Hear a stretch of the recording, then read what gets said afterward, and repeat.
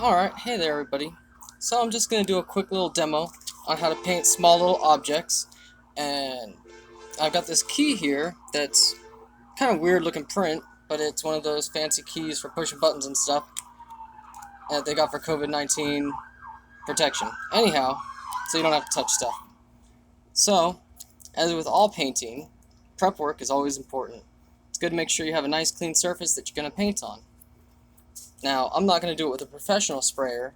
I'm just going to do this with rattle can because, most people don't have a whole spray booth and paint and all that set up their house. So, what you're going to want to do as one of the first steps, kind of wash it off with some hot soapy water, and then get yourself, these things are great, little alcohol prep swabs. Take it and thoroughly clean it. Try to get all the little crevices, especially the round parts, on the inside of it.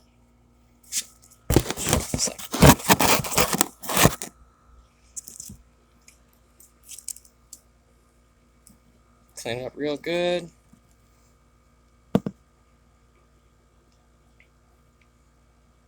There, make sure to get all on the inside. All the square little edges, especially the corners. Oil and other little residuals like to hide in there, and then paint tends to like to chip if you don't clean it well.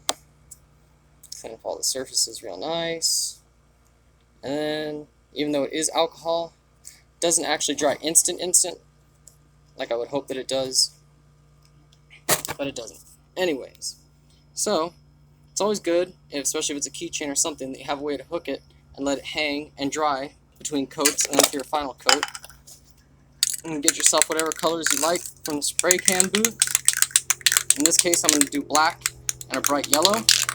I can't stress this enough with rattle can. You got to shake it a lot because they'll sit on the shelves for months, and you've just got to get all the good stuff at the bottom of that can. Give it a good shake so that it dries properly and that it has a nice finish to it in the end.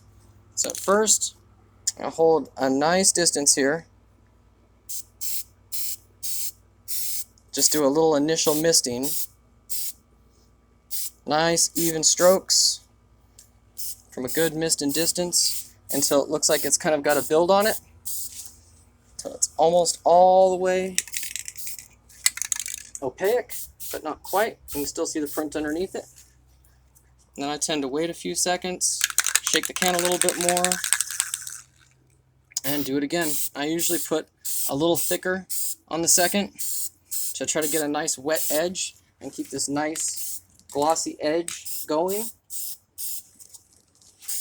And that way you have a nice shiny finished looking product. You can do this with a lot of small little objects, keys, little car parts and trim pieces. Having a good distance and making sure that it's a fine mist is absolutely key. And having a nice, slow, even stroke is also important. And I'm going to wait for that to dry a little bit. Hopefully I've got enough yellow left in this can, otherwise it's going back to black. I got this really exotic yellow color, and it looks like it's out. Aww.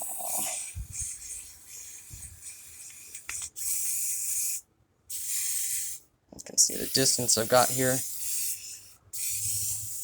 think it's going to be half yellow and half black. I think I'll leave the other half black because there's just not enough yellow left in this thing. Well, maybe. Hopefully.